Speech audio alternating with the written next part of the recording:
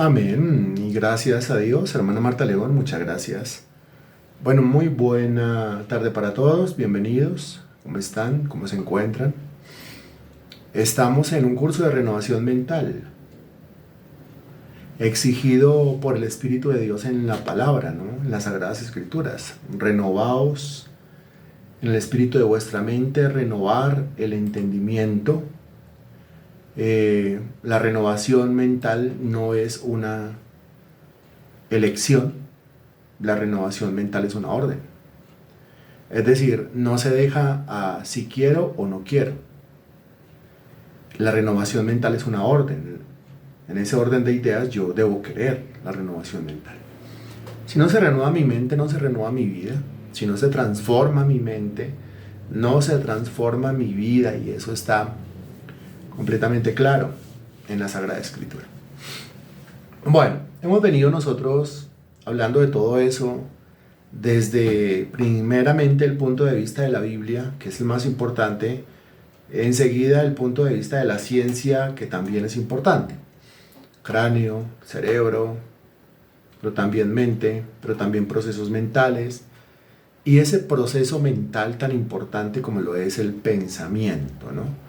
Entonces me imagino que usted tiene ahí en su cuaderno, en su agenda, los cuadros, y a cada rato que vamos hablando, usted como que vuelve a hacer el cuadro. Esos cuadros son importantes porque se le quedan a uno en la cabeza.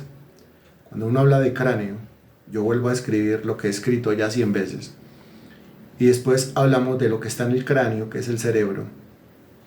Y después hablamos de lo que está dentro del cerebro, que es la mente. Y después hablamos de la mente en acción, que son los procesos mentales. Pero dentro de esos procesos mentales nos damos cuenta que hay unos que son más importantes para la transformación que otros, como por ejemplo el pensamiento, del cual se nos dice en la Biblia: pero tú guardarás en completa paz a aquel cuyo pensamiento en ti persevera, porque en ti ha confiado, ¿no? Entonces nos damos cuenta nosotros que nuestra forma de pensar va de ahí en adelante a determinar, a continuación de eso, pues nuestro comportamiento. Entonces tengo yo aquí un cuadro que dice cráneo, cerebro, mente, procesos mentales, pensamiento y comportamiento. Comportamiento. Ahora, el tema es que a continuación del comportamiento, mi comportamiento, que son exactamente mis acciones, pues van a determinar mi calidad de vida.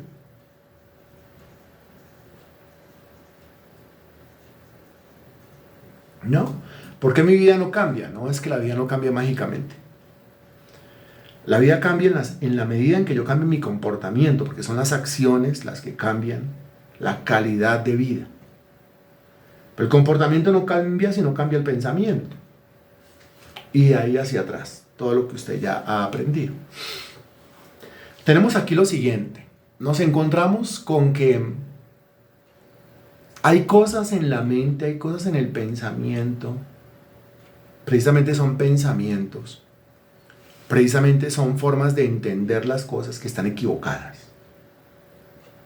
Entonces aquí hablamos de entendimiento. Si hago pausas porque yo estoy escribiendo con usted. ¿Entendimiento equivocado? ¿O estamos hablando de pensamientos? ¿O estamos hablando de un enfoque mental?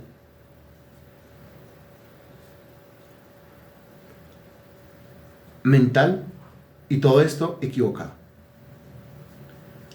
Y lógicamente, si todo esto es equivocado, o sea, si lo que yo tengo en la cabeza es equivocado, de ahí en adelante entonces mi comportamiento es equivocado, y de ahí en adelante mi vida no va a evidenciar la calidad de vida, repito el término vida, anhelado, que queremos. ¿Pero por qué tengo la clase de vida que yo tengo? La clase de vida que yo tengo es la clase de vida que yo mismo he sembrado. La parte pública es una cosecha. Se cosecha a partir de una siembra que se hace en lo secreto. Hemos hablado de esto en los cultos de domingo, hablando de la privacidad o la intimidad con Dios, pero aquí hablamos desde otro punto de vista también. ¿Desde qué punto de vista? Pues desde el punto de vista de lo que usted hace en secreto, su pensamiento. ¿Acaso su pensamiento no es secreto? Claro, Dios lo conoce, usted lo conoce, pero los demás no lo conocen. ¿Acaso su pensamiento no es secreto? Claro que su pensamiento es secreto. Entonces, eso que se hace en lo secreto se recompensa en público. Eso que se hace en lo secreto, eso que se hace en lo secreto es una siembra. Los pensamientos son como semillas. Cada vez que yo pienso, estoy sembrando. Cada vez que yo me concentro en un pensamiento, pues yo estoy cuidando la semilla, estoy nutriendo la semilla, estoy humedeciendo la semilla, hidratándola, dándole la temperatura adecuada o el ambiente correcto para que la semilla, que es el pensamiento, pueda germinar y se me transforme en un comportamiento y se me transforme en una vida distinta, en una vida transformada, en una vida cambiada. Pero si el entendimiento está equivocado, los pensamientos están equivocados, el enfoque mental está equivocado, pues yo estoy sembrando lo que no es. Entonces estoy sembrando, haga de cuenta, cizaña. El Señor habló de eso. Si estoy sembrando cizaña, pues yo no espero recoger trigo, aunque muchas veces, locamente, nosotros, sembrando cizaña, esperamos recoger trigo. Me explico. Los pensamientos están totalmente equivocados, pero yo quiero tener una vida abundante. Recuerde que es la vida que el Señor prometió, vida abundante, vida en abundancia. Pero ¿cómo voy a tener yo una vida en abundancia? ¿Y cómo voy a tener una vida abundante si los pensamientos que yo estoy sembrando allá en el terreno de lo secreto, porque es de mi mente, son pensamientos equivocados? Analícelo por un momento, por favor. Aquí nos encontramos entonces con que nos toca deshacernos nosotros de semillas que han infestado todo el campo. Escriba eso, por favor. Deshacernos de semillas y raíces que han infestado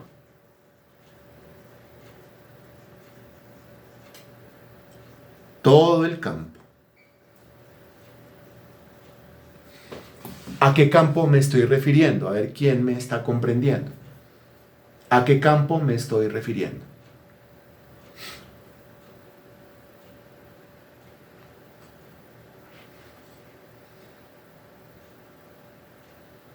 ¿A qué campo me estoy refiriendo? Exactamente.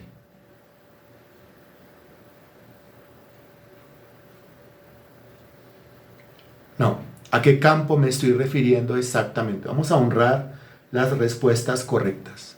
Al resto le pido por favor mayor atención, mayor concentración a lo que se está diciendo. La pregunta es para 14 personas aquí conectadas. Bien, el campo es la mente. La mente. Y estamos hablando de semillas o raíces que han infestado el campo de la mente. Ahora sí, ¿cuáles serían esas semillas o raíces que han infestado el campo que es la mente? ¿Cuáles serían las semillas o las raíces? Muy bien, listo, ya nos centramos. Entonces, las semillas o raíces que han infestado el campo o el terreno, que es la mente, son los pensamientos. Ahora, si usted alguna vez ha tenido que ver con plantas,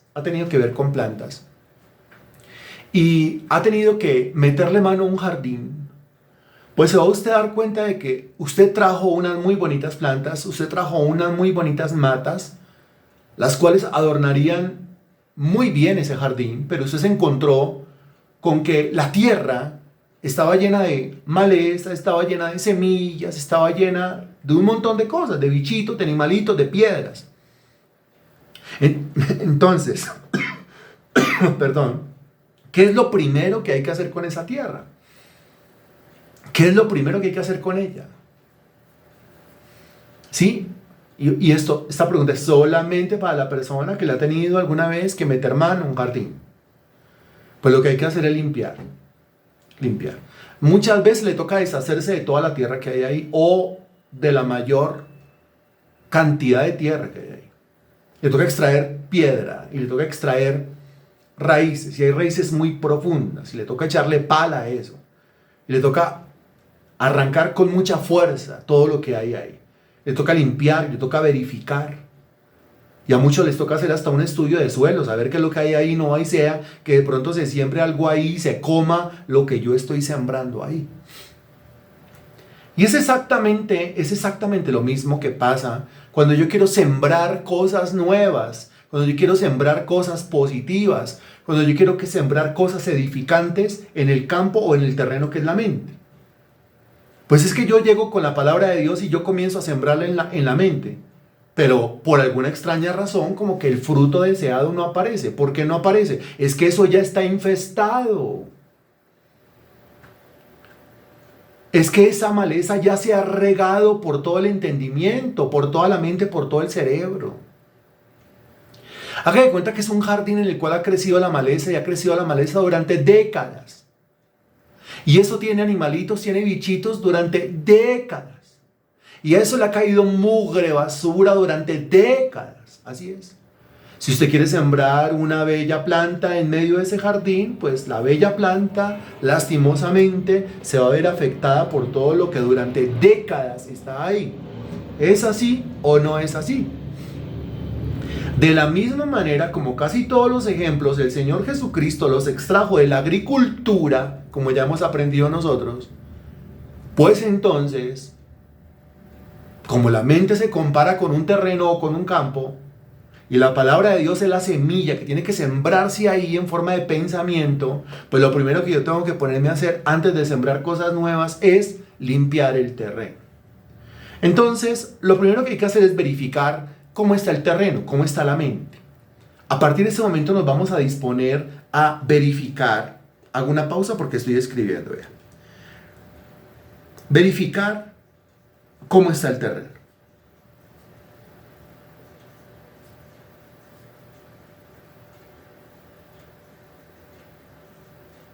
¿Cómo está el terreno? Y como si yo estuviera escuchando un tutorial o a una persona experta en sembrar plantas en un jardín, pues la persona me va a decir que lo primero es limpiar. Pero ¿de qué limpio? Haga de cuenta que yo soy un ignorante, un neófito en esto. Entonces me va a decir, bueno, en primer lugar puede ser que el jardín tenga una tierra que ya está completamente endurecida. Hay terrones de tierra, ¿sí? Y va a decir, por más que usted le eche agua a eso ya no va a ablandar. Le toca deshacerse de los terrones. ¿Qué es un terrón? Entonces él me va a mostrar una foto, un video y me va a decir, eso, coja una bolsita y eso, saque. Entonces ya me encargué del terrón. Dese cuenta que esto es bien específico, ¿no? El terrón. Ahora puede ser que me diga también, bueno, ahora puede ser que ese jardín tenga mucha piedra. Y mucha piedra porque haga de cuenta que renovaron el patio, renovaron el antejardín o renovaron el solar o la terraza. Y los maestros de construcción no tuvieron mucho cuidado que digamos. Entonces, en la medida en que iban demoliendo pues toda la piedra y todos los pedazos de ladrillo, de bloques y todos los pedazos de cemento, pues cayeron allá a ese jardín. Entonces eso es piedra. Y esa piedra o esos desechos de construcción también hay que deshacerse de ellos. Entonces, primero terrones, segundo piedras. En tercer lugar puede ser, si es un antejardín, que haya pasado mucha gente por ahí, mucha gente sucia, sin educación, y haya arrojado su basura. Entonces, en tercer lugar, basura. Dese cuenta cómo nos van especificando. Ahora, en cuarto lugar, puede ser que le digan a uno, ojo, porque si hay marranitos, conocen los marranitos de tierra, ¿no es cierto? Entonces, marranitos de tierra. Quinto, ojo, porque si hay piojo, ¿no es cierto? Entonces, ojo, porque si hay polilla, y así sucesivamente con cada uno de los enemigos de las nuevas plantas, de las que yo quiero sembrar en el jardín, de las que compré, de las que no fueron económicas, de las que quiero sembrar ahí porque se va a ver genial, pero esas plantas deben esperar. Deben esperar porque si yo en el afán, en lo atacado, pues entonces voy a abrir un hueco y las meto allá, pues entonces después yo voy a sufrir las consecuencias de eso. ¿Es así o no es así? ¿Qué dice usted?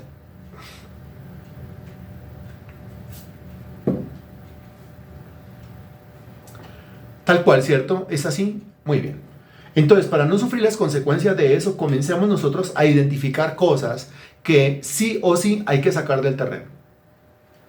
Sí o sí toca sacar del terreno. Hay que sacar del terreno. Hay que sacar del campo. Si no la saco del campo, de nada me sirve estarme sembrando los versículos.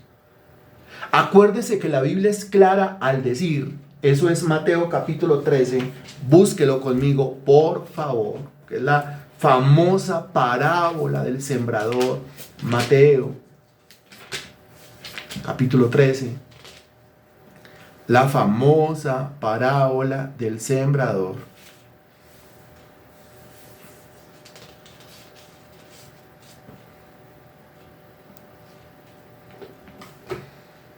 Me avisa cuando ya, por favor, cuando ya esté en Mateo capítulo 13.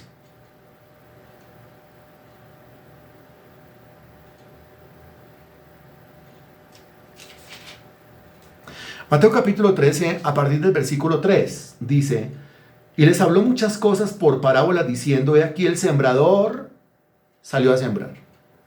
Y mientras sembraba, parte de la semilla cayó junto al camino y vinieron las aves y se la comieron. Dese cuenta, más adelante el Señor va a decir claramente, ¿sí? Eso es en el versículo 37. El que siembra la buena semilla es el Hijo del Hombre. Versículo 38. El campo es el mundo. La buena semilla son los hijos del reino y las cizañas son los hijos del malo. ¿No? Ok. Entonces aquí aclarando qué significa cada una de las cosas o de los elementos de la parábola. El sembrador salió a sembrar. Mientras sembraba, parte de la semilla cayó junto al camino. ¿Y qué pasó con la semilla? ¿Qué pasó con la palabra? Pues la palabra cayó junto al camino, vinieron las aves y se la comieron. O sea, la palabra se la pueden comer. Sí, ahí dice que la palabra se la pueden comer. Ese conocimiento se lo pueden comer. Esa información se la pueden devorar. Esta clase se la pueden devorar las aves del cielo. Dese cuenta. Que estemos dando una clase no garantiza nada. Nosotros tenemos que asegurarnos que la tierra donde cae la semilla sea una buena tierra. Eso lo dice la Biblia. Parte cayó en pedregales, donde no había mucha tierra.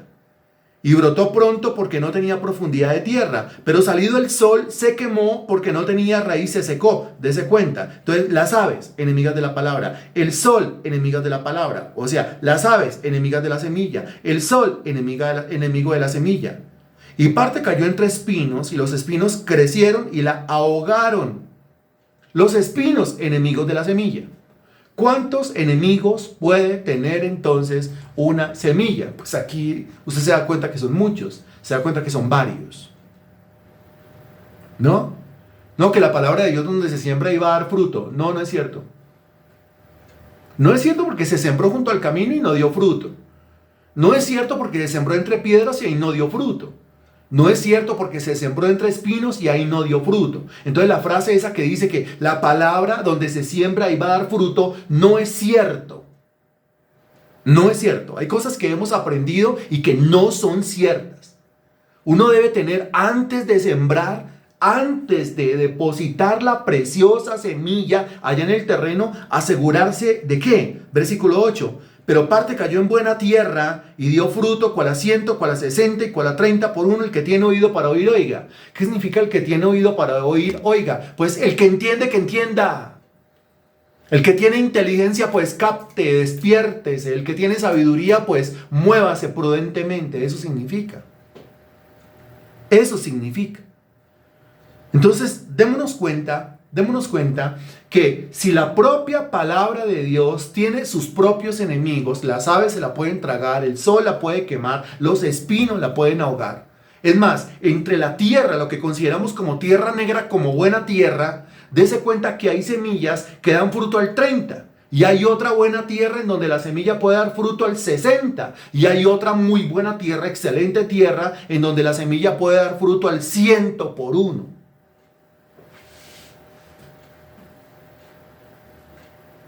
Entonces, ¿cuál sería el consejo? El consejo es, bueno, primero, si va a sembrar, asegúrese de que el terreno no sea tan endurecido como lo sería un camino. En segundo lugar, asegúrese de quitar las piedras. En tercer lugar, asegúrese de quitar los espinos. En cuarto lugar, asegúrese de que sea una buena tierra, pero entre mejor tierra o sea, entre más limpiecita y más abonadita, entre menos cosas malucas tenga y más cosas benéficas tenga, pues mejor. Amén.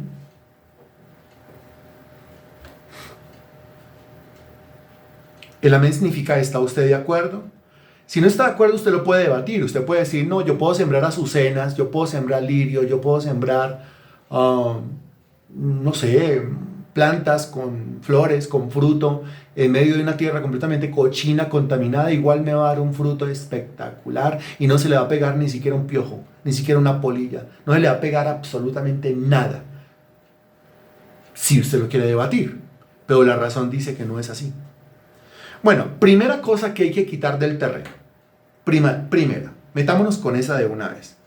Y la primera cosa que hay que quitar del terreno, bien, esta primera cosa podría ser la segunda, la tercera, la cuarta, la quinta o la décima, ¿no? Entonces, ¿por qué de primeras? ¿Por qué de primeras? Pues porque algún aspecto o alguna cosa tiene que estar de primeras. Entonces, por eso está de primeras. Por el hecho de que esta esté de primeras y la otra esté de segunda, tercera, cuarta en el consecutivo que vamos a ir viendo de aquí en adelante, no quiere decir que esta sea la más importante.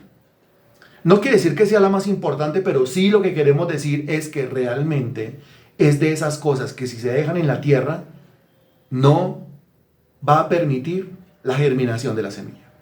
¿Cómo se llama esa primera? Se llama el miedo. Anote ahí, por favor, escriba ahí. El miedo. El miedo lo tiene que comparar con terrones, el miedo lo tiene que comparar con piedras, el miedo lo tiene que comparar con bichos, el miedo lo tiene que comparar con plagas, el miedo lo tiene que comparar con raíces, lo tiene que comparar con maleza, con lo que lo quiera comparar. Pero lo primero que hay que sacar es el miedo. Ahora, el miedo, alguien dirá, pero el miedo es una sensación, el miedo es un sentimiento, ¿sí? Y si no es una sensación, si es un sentimiento, entonces se produce ¿en dónde?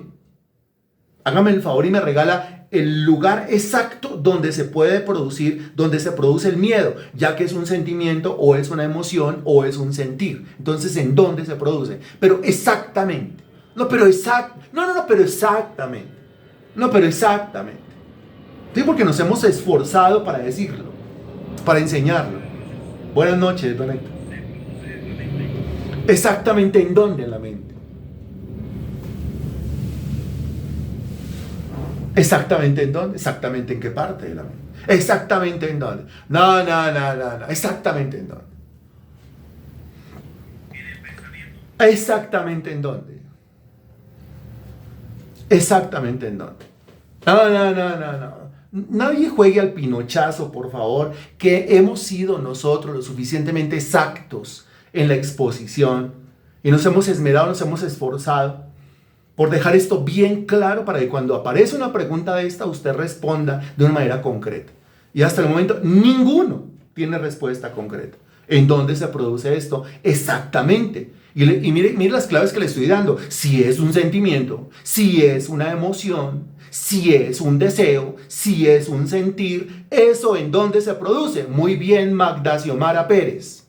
Eso se produce en el sistema límbico. Allá se produce en el sistema límbico. ¿Se acuerda? Que el sistema límbico es el encargado de la producción de los sentimientos. ¿Y qué son los sentimientos? Los sentimientos son una serie de sustancias químicas que se regan por todo el cuerpo. Son una serie de reacciones que se originan a partir de ahí y que se desplazan y se riegan por todo el cuerpo. Y usted la siente por todo el cuerpo, sobre todo en el pecho, sobre todo en el estómago, ¿no? Allá. Pero se originan en el sistema límbico. Muy bien. Ahí. De ahí para abajo no leo nada más. A continuación, ¿dónde queda el sistema límbico?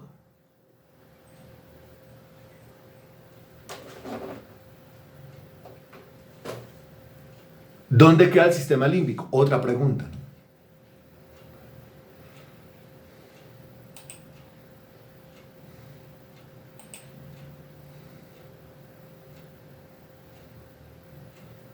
¿Dónde queda el sistema límbico? Pues esa es muy fácil, ¿no?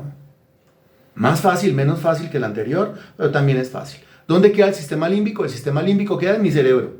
Ahí está, en mi cerebro. En mi cerebro hay una parte que se llama sistema límbico.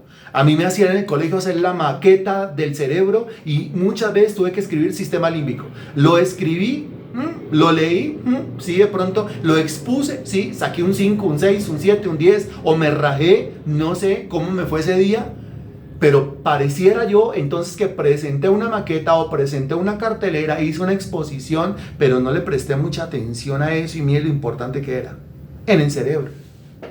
Muy bien. El cerebro tiene una partecita que se llama sistema límbico, que es el encargado de la producción de los sentimientos y las emociones. ¿Por qué la siento en el pecho? ¿Por qué la siento en el estómago? Pues porque todos los órganos y todos los sistemas del ser humano están interconectados. Y hay unas conexiones que son más rápidas que las otras. Por ejemplo, las relacionadas con el corazón, es decir, lo que tiene que ver con el sistema sanguíneo y lo que tiene que ver con el estómago, es decir, el aparato digestivo. Ahí está. Ahora, toda esta información está en las clases anteriores. Así que yo personalmente, y hablo por mí, yo no tengo excusa de no tener este conocimiento. ¿Por qué? Porque todo está en las clases anteriores. Y como todo está en las clases anteriores, haga de cuenta que usted entonces entró a grado octavo, noveno, décimo, cualquier grado. Y usted entró en febrero, ¿no es cierto? Ya estamos a mitad de marzo. Y haga de cuenta que usted, por la razón que sea, por la razón de incapacidad, por la razón de enfermedad, entonces usted no pudo venir 2 semanas a clase. Entonces, como no pudo venir usted 2 semanas a clase, usted llegó a una clase, el profesor está exponiendo y usted dice, yo no sé. El profesor dice, no sabe, pero no es que yo estaba incapacitado. Estaba incapacitado, pero en medio de su incapacidad, ¿qué lo mandaban a hacer a uno en medio de una incapacidad? Yo esto no tengo que explicárselo, porque ¿qué lo mandaban a hacer a uno en medio de incapacidad? A mí más de una vez me incapacitaron, o por paperas, o por sarampión, o por viruela, o por alguna cosa, y usted quédese en la casa 2 semanas, 3 semanas, hasta un mes de pronto, se partió uno un hueso y le tuvo que quedarse en la casa, pero cuando retoma las clases, usted ¿cómo tiene que llegar? Usted tiene que llegar adelantadito, usted tiene que llegar con todos los trabajos, tiene que llegar con todas las tareas, tiene que llegar con todas las carteleras. Pregunta, ¿me lo estoy inventando? ¿Es así o no es así? Mire que usted lo está diciendo. Señora Zoila dice, ponerse al día con todo. María Pinzón dice, pues adelantado. Natalia Vanegas dice, ponerse al día con todos los temas ya vistos. Muy bien, es así tal cual. Ahora, pregunta, ¿a quién de ustedes le pasó en el colegio? Que tuvo que quedarse en la casa y incapacitado por alguna razón y después, adelante cuaderno, mijo, adelante trabajos, y pregúntele allá al profesor, o pregúntele al amiguito de la cuadra, o llame al uno, llame al otro, ¿qué dejaron de tarea? ¿A quién le pasó? Marta León dice, a mí. La señora Zoila dice, a mí me pasó. Natalia dice, a mí. María Pinzón dice, a mí, yo me corté un dedo. Muy bien, dése cuenta. Entonces lo que estamos diciendo aquí, cuando usted va a llegar acá, a esta clase, ¿sí? Usted no puede estar en alguna clase anterior, pero ahí están en YouTube. De modo que no llegue aquí a decir que es que eso no. No, porque tiene que llegar adelantadito. Tiene que llegar con la cartelera, tiene que llegar con la maqueta, porque es que esto es un aula. Es un aula virtual. Es un aula de teología. ¿Sí? Aquí se hace un discipulado. Ahora, si yo... Piense en esto y de manera sensata, por favor, y con todo el cariño yo se lo digo. Si yo para el colegio, por ejemplo, 4º primaria, 5º primaria, 7º, 8º, no sé, pues demostraba esa gran responsabilidad de que, aunque yo esté incapacitado, yo me voy a adelantar y yo voy a presentar todo. Y era muy responsable para el colegio, para el grado, para las materias, o sea, para lo secular. Pues ¿no le parece que para con Dios yo debería ser todavía más responsable, más serio, más disciplinado, más diligente? ¿Le parece o no le parece? Así debería ser. ¿No es cierto? Así debería ser. Ok, muy bien. Estamos nosotros en el sistema límbico, que es donde se producen los sentimientos, las emociones, etc. Muy bien. Pero también hemos dicho que el sistema límbico se activa a través de una función mental o proceso mental. ¿Cómo se llama esa función mental o cómo se llama ese proceso mental? Que es el que fundamentalmente activa la acción en el sistema límbico. Otra pregunta, ¿cómo se llama? ¿Cómo se llama esa función mental o ese proceso mental, esa función o ese proceso que activa? No, yo no estoy hablando de células del cerebro. Ojo a la terminología que estoy utilizando. ¿Cómo se llama la función mental o el proceso mental que es el que activa la función del sistema límbico? ¿Cómo se llama? No, no.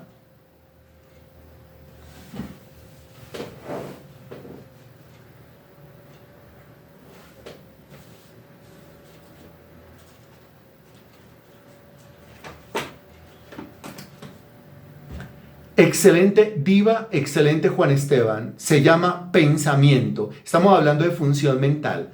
Usted respondió neuronas. Las neuronas no son funciones mentales.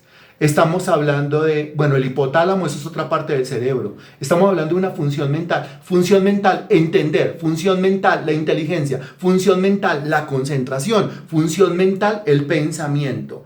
El pensamiento sobre todo, que es una función mental, que es un proceso mental. El pensamiento es el que activa, es el que desata la actividad en el sistema límbico.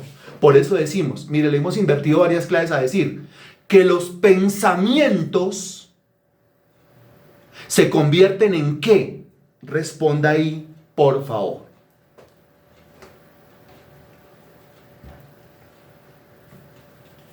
Que los pensamientos se convierten en ¿qué? Continúen, por favor. Los pensamientos se convierten en ¿qué? No. Los pensamientos se convierten en ¿qué? Los pensamientos, muy bien, se convierten en. No, es despacitico. Hágale despacitico. Sí, usted está diciendo qué paciencia debe tener. Sí, y mire que muchas veces uno es cuestionado por la forma de enseñar y dice, es que va como tan despacitico, pero pues, ¿qué hacemos? Si llegamos a estos nudos mentales, yo no soy muy bueno para desanudar, la verdad tengo que confesarlo. Cuando algo se desanuda, yo como que quiero jalonear creyendo que a jalonazos ese nudo se va a soltar. Hay gente más paciente que se siente y ve un nudito y lo toma como terapia de vida para explorarse y para expulsar sus traumas, ¿no? Por lo que hemos dicho, y es que son versículos de la Biblia.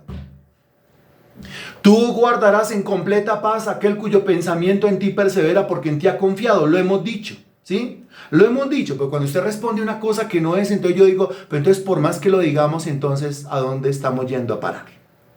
Ese texto y los otros textos, como por ejemplo, como es el hombre en su pensamiento, en su corazón, tal es él.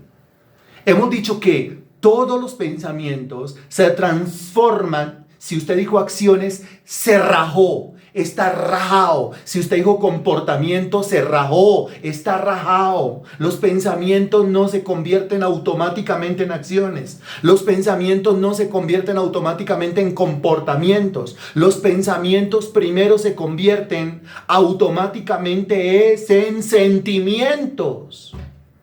Si usted contestó sentimientos, esa es la respuesta correcta. O sentimientos o emociones. Si usted contestó otra cosa, rajado. Hágame el favor y póngase ahí 0. Póngase con rojo. Póngase una X. Póngase rajado. Me rajé. Conteste mal. Y acabamos de hacer el cuadro, ¿no? Acabamos de hacer el cuadro de cráneo, cerebro, mente, procesos mentales, pensamientos. Y ahí vamos, ¿no es cierto? Ahí vamos hilando todo esto de a poquitico. Lo vamos hilando de a poquitico. Todos los pensamientos se convierten en sentimientos. Eso quiere decir que lo que activa el sistema límbico es mi pensamiento. Porque cuando yo pienso, recuerde que hay un cambio en la biología del cerebro. Entonces cuando yo pienso, las células del cerebro que se llaman...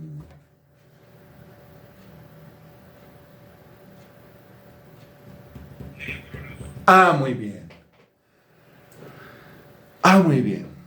Pensé que alguien me iba a decir, hígado, páncreas. No. Las células del cerebro que se llaman neuronas. Sí, pensé que alguien me iba a decir, ombligo. No. Las células del cerebro que se llaman neuronas, cuando yo pienso, las neuronas se buscan, se agrupan de acuerdo a la naturaleza de mi pensamiento.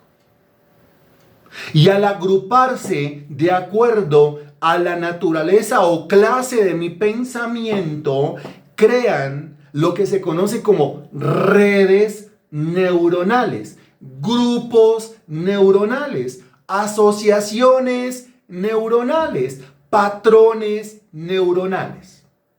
¿Cierto? Muy bien. Y al crearse esas redes fuertes, porque el pensamiento es fuerte, el sistema límbico prende motores y comienza a crear sentimientos a partir de los pensamientos convertidos en redes neuronales. Ya hemos dicho esto cuántas veces, en cuántas clases, dígame usted. Ya hemos dicho esto cuántas veces, en cuántas clases, dígamelo usted.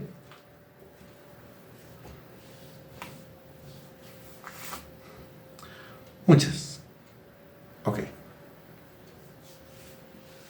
Bien. Varias. Casi todas. Ok. ¿Y por qué es necesario repetir? Y volver a repetir. Y la repetición de la repetidera. ¿Cómo por qué? ¿Cómo por qué? Y volvemos al asunto. Acabo de llegar, pero este curso ya tiene ¿cuántas lecciones? ¿Ha estado incapacitado? A ver la maqueta, a ver la cartelera, a ver la exposición, a ver el cuaderno adelantado. ¿Tenía viruela? Lo lamento mucho. ¿Tenía sarampión? Lo lamento mucho. ¿Tenía paperas? Lo lamento mucho. Llega con el cuaderno adelantado. Tendencia a olvidar. Muy bien, don Henry. Tendencia a olvidar. De eso se habla en Salmo 103, ¿no es cierto? Bendice alma mía Jehová y bendiga todo mi ser su santo nombre. Bendice alma mía Jehová y no olvides, no olvides, no olvides ninguno de sus beneficios. Ahí está. Entonces el sistema límbico se activó, ya usted sabe por qué, muy seguramente dentro de 8 días preguntaremos esto. Ya yo creo que un 80 o 90% de ustedes responderá muy bien y todavía habrá por ahí alguien que todavía responda ¡ombligo!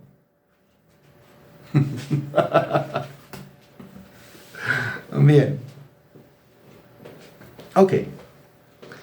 Estamos hablando entonces aquí de los miedos como lo primero que hay que sacar de ese terreno, lo primero que hay que sacar de ese campo. Pero la pregunta es ¿de dónde sale el miedo? Entonces estábamos con que el miedo es un sentimiento, el miedo es una emoción, sí. O sea que el miedo se originó en el sistema límbico, ¿cierto? Sí, claro. Eso quiere decir que antes de que el miedo fuera un sentimiento, por favor, responda bien. Eso quiere decir que antes de que el miedo fuera un sentimiento, el miedo era ¿qué?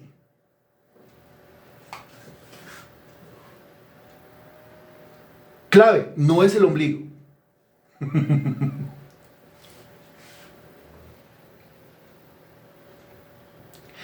Antes de que el miedo fuera un sentimiento, el miedo era un pensamiento. Oiga, muy bien. ¡Qué excelente! Muy bien, muy bien. Me alegra, me alegra. Creo que ya. ¿Cierto? Creo que ya, ¿cierto? ¿Ya? Pregunto, ¿ya? ¿Ya? ¿Como que ya? ¿Sí o no? ¿Qué dice usted? Ya. Ok, ya. Muy bien. Listo, ok. Los miedos entonces ni siquiera se originan en el sistema límbico, porque ahí se origina es el sentimiento de miedo, sino que los miedos se originan es en el pensamiento. Antes de que exista un sentimiento de miedo o de temor o de cobardía, existe un pensamiento de miedo o un pensamiento de temor o un pensamiento de cobardía. ¿Estamos o no estamos? Y dése cuenta de la manera como estamos jugando con la palabra sentimiento y la palabra pensamiento. Estamos, ¿cierto? Hasta ahí estamos claros, creo yo. ¿No es cierto que sí? Muy bien. Le voy a leer una historia, présteme su atención. Cuando le estoy pidiendo que me preste su atención, le estoy hablando de un proceso mental, ¿cierto? Es un proceso mental que se llama atención. Usted debe aprender a dominar su mente, su pensamiento. Entonces, proceso mental de la atención, actívese. La historia es la siguiente, présteme atención y le voy a pedir a continuación una comprensión de lectura. Un cavernícola hambriento sale de su cueva en busca de alimento. Entonces ve un mamut. El cavernícola tiene miedo del mamut. Sí, claro. Tiene mucho miedo del mamut. ¿Y qué hace? Vuelve a la cueva. Sin embargo, el hambre le gana y vuelve a salir. Ve al mamut. ¿Tiene miedo? Sí, claro, tiene mucho miedo. ¿Y qué hace?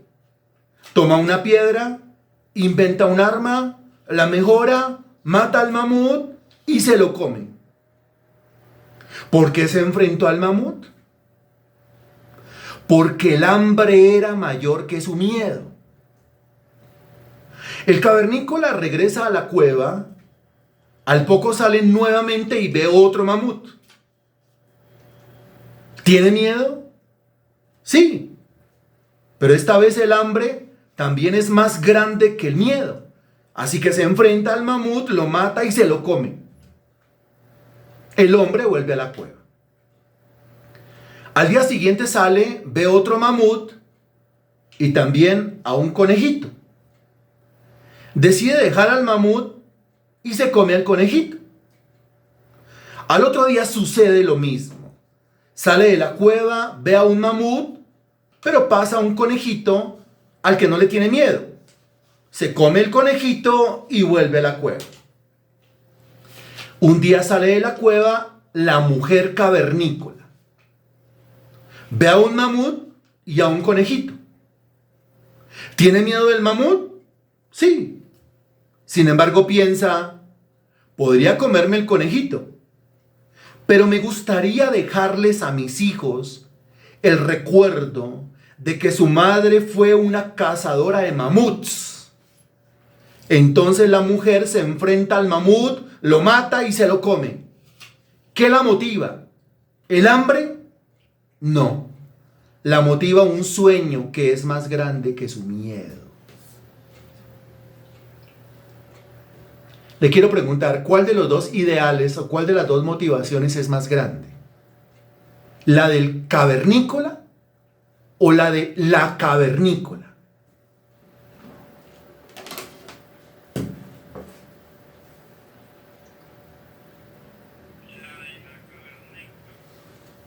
Bien, la de la cavernícola, la de ella, la de la mamá, ¿sí? ¿Cierto? La de la señora. Ahora pregunta, ¿por qué? ¿Por qué su motivación es más grande? ¿Por qué su ideal es más grande? Está pensando en los hijos. Está pensando dejarle herencia a los hijos. Herencia, muy bien. Está pensando en dejar un legado, ¿cierto? Muy bien.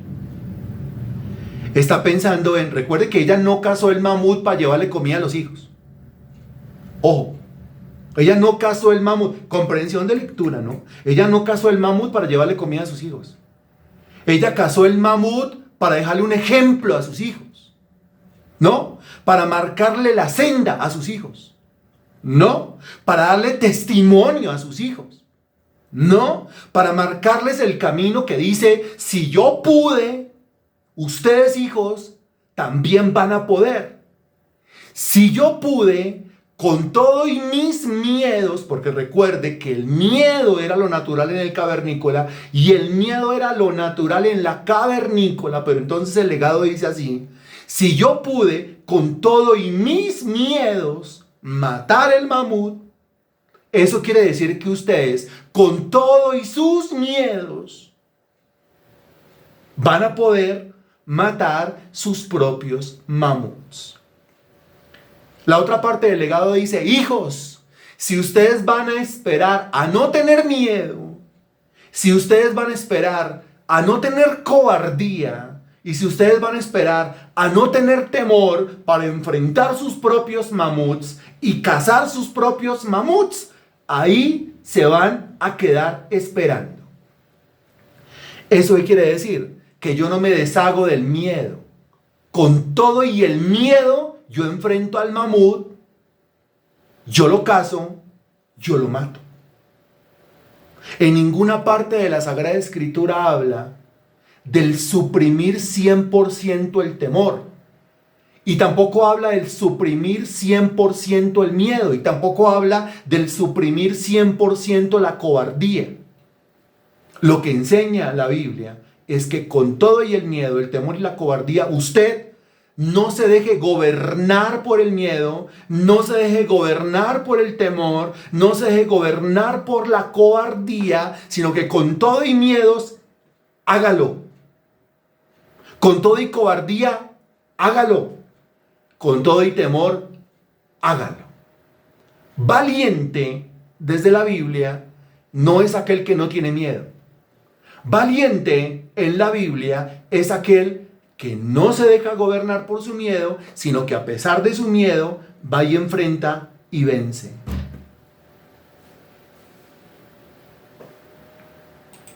Qué bueno, ¿no le parece? El miedo aparece cuando la persona percibe un peligro, ya sea real o imaginario. Ahora, yo le hago una pregunta y usted responde con total transparencia. De 5 miedos, ¿cuántos son reales? De 5 pensamientos de miedo, de 5 emociones de miedo, ¿cuántos se convierten en miedos reales? ¿Cuántos son miedos reales? Porque aquí estamos hablando de reales o imaginarios. De 5, ¿cuántos considera usted? Según su propia experiencia. Porque durante todo el día andamos como con la zozobra, como con el afán, como con la preocupación, porque durante el día andamos como con la inquietud, como con el temor, como con la cobardía aquella, como con la angustia incrustada aquella. Y yo le hago la pregunta, de 5, y no le estoy pidiendo de 10, de 5, ¿usted considera que al menos cuántos? Pero ¿cuánto? Le estoy pidiendo una cifra. De 5, ¿cuántos cree usted, considera usted que en su experiencia personal son reales y cuántos son imaginarios? Uno es real. O sea que don Héctor concuerda con los que están diciendo al menos uno. La mayoría dice, mire, Juan Esteban dice, por mucho uno, por mucho. Ese por mucho yo lo interpreto como exagerando uno. Uno. Cecilia Maya dice al menos uno. Germán dice uno o nada. Magda dice 1 o 0. Don Henry dice 1. Mire, 1. Y algunos dicen ninguno. Qué tenaz. Ahora, mire lo que usted está respondiendo, por favor. Ya nos quedan unos pocos minutos, dentro de 8 días continuamos con este tema. El tema del miedo. Porque usted está respondiendo de 5 y ninguno se atrevió a decir que más de 1. Que ya el que diga más de 1 ya es un exagerado completo, es un paranoico. ¿Sí? Pero la mayoría dijeron, mire, 1 o ninguno. De verdad, 1 o ninguno. Es una experiencia personal. Ahora, le estoy hablando a la persona que durante todo el día anda con el miedo, durante todo el día anda con la zozobra, durante todo el día anda con la inquietud, todo el día anda con el credo en la boca, durante todo el día anda como con el afán, como con la preocupación, como que, ay, es que yo tengo un pálpito aquí, durante todo el día anda como con esas cosas, ¿no? Y el tema es que al final del día o al final de cuentas, cuando usted examina, no, nada pasó. Nada pasó, pero pasé un día lleno de miedos, lleno de temores y lleno de cobardías por cosas que nunca se convirtieron en realidad, nunca pasaron realmente, nunca ocurrieron realmente.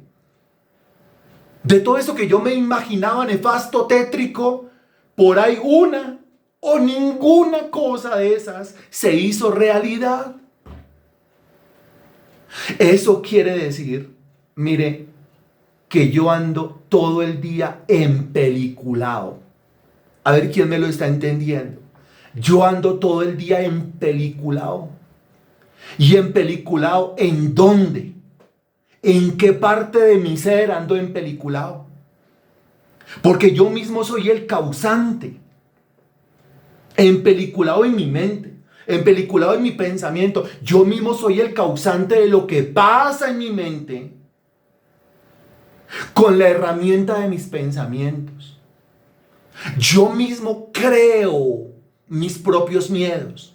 Yo mismo creo mis propios temores. Yo mismo creo mis propias cobardías. Ojo esto. Yo mismo creo mis propias inquietudes. Yo mismo creo mis propias zozobras. Yo mismo creo mis propios afanes. Yo mismo creo mis propias preocupaciones. ¿Por qué? Por concentrar en el pensamiento en esas cosas tan feas.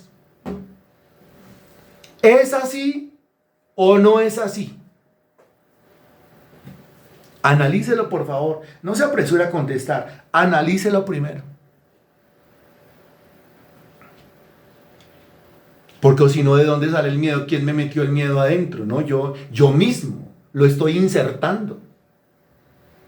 Lo estoy insertando con mi forma de pensar. Y volvemos al asunto entonces. Cuando usted concentra el pensamiento, porque es una persona llena de miedos, llena de temores, llena de inseguridades, llena de cobardías, llena de afanes, llena de preocupaciones, llena de zozobras, llena de espinitas en el alma. Entonces usted todo el día está pensando y pensando y pensando y pensando. Y el pensamiento es un proceso mental y pensando y pensando.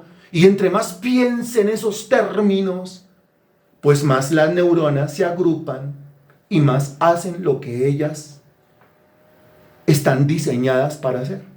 Cuando eso pasa, el sistema límbico prende motores, porque en la mente no se van a poner a pensar, oiga, pero este sí es tonto. ¿Cómo se le ocurre poner a funcionar su propio cerebro para perjudicarse a sí mismo? Pero nosotros usamos nuestro propio cerebro para perjudicarnos a nosotros mismos durante todo el día y vivir un día de perros. Como cuando un perro entra a misa. ¿Se acuerda el dicho ese? Me fue como a perro en misa. Nosotros mismos lo provocamos. Y entonces se activa el sistema límbico. Y entonces todas las células del sistema límbico se mirarán entre ellas. Esto ya es dramatización. Se mirarán entre ellas y dirán, nada que hacer, ya hagámosle. Y entonces comienzan a producir toda esa clase de sentimientos y terrores y temblores y preocupaciones y afanes y zozobras y etcétera. Que hasta una sombra lo espanta, sonó la puerta y se espantó. Todo, absolutamente todo se convierte en una película de suspenso, terror y drama. A eso me refiero cuando digo, nosotros andamos completamente empeliculados. ¿Y quiénes somos los que todos los días escribimos el libreto de la película? Nosotros mismos. Y nosotros escribimos el libreto de la película y nosotros mismos somos los actores principales de la película. Eso se llama masoquismo, ¿no le parece? Leo, que fui pensando en lo que yo creí imposible, si todo lo puedo en Cristo que me fortalece. Puro teatro, puro teatro. Se llama teatro mental, digámoslo así, teatro mental. El teatro de la mente, ando en película. Ay, no lo van a botar el trabajo. Ay, no, se van a quedar sin plata. Ay, no va a tener con qué pagar arriendo. Ay, no va a tener con qué pagar los servicios. Ay, no va a tener con qué comer. Ay, no va a tener con qué pagar el colegio. ¿Sí? Ay, no va a pasar el año. Ay, se va a enfermar. Ay, lo van a atracar. Ay, lo van a violar. Ay, lo van a secuestrar. Ay, ay, ay, ay, ay, ay. Solamente en esos términos piensa. Y dice Juan Esteban y termina siendo una película buenísima. ¿Sí? Buenísima. Sí, claro, digna de un Oscar. ¿No le parece una actuación digna de un Oscar? Dice, y el premio a los mejores efectos especiales son para, usted responde, para mí. Y el premio a la mejor banda sonora es para, y usted responde, para mí. Y el premio A la mejor fotografía y video es para quién, y usted responde, para mí. Y el premio para mejor actuación protagónica es para quién, para mí. Y el premio al mejor masoquista del año.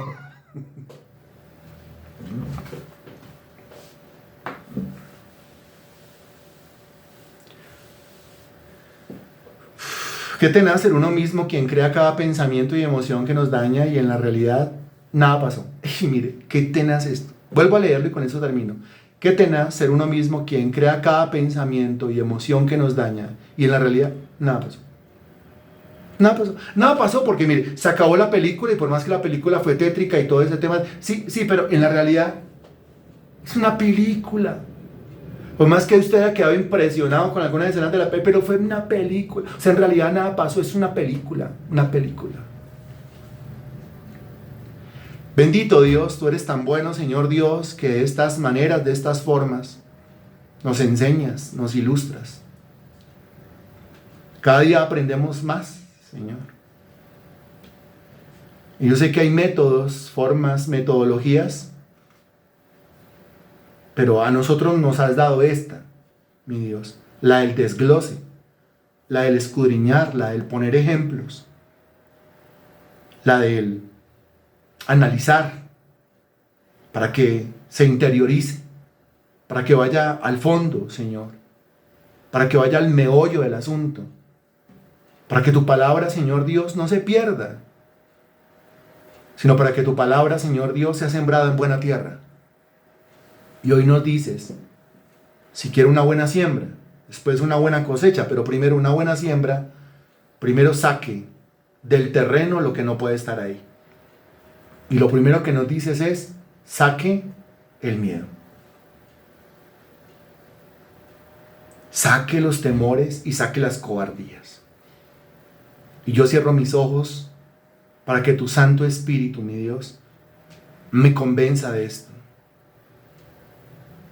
Para que tu Santo Espíritu, mi Dios, me haga sentir la realidad de esto.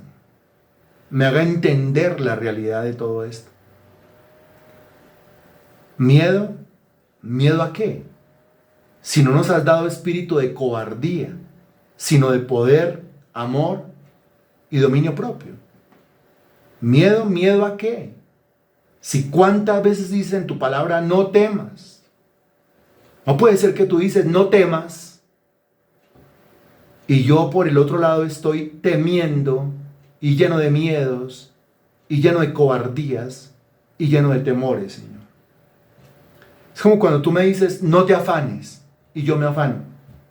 Y después digo, pero yo no estoy en pecado. Claro que está en pecado, porque el afán es pecado. Lo mismo, como cuando tú dices, no temas, y yo temo. Y después digo, no estoy en pecado. Claro que estoy en pecado, porque el miedo, el temor y la cobardía son pecados, de los cuales yo debo arrepentirme y a los cuales yo debo renunciar. Te pido perdón por mis miedos.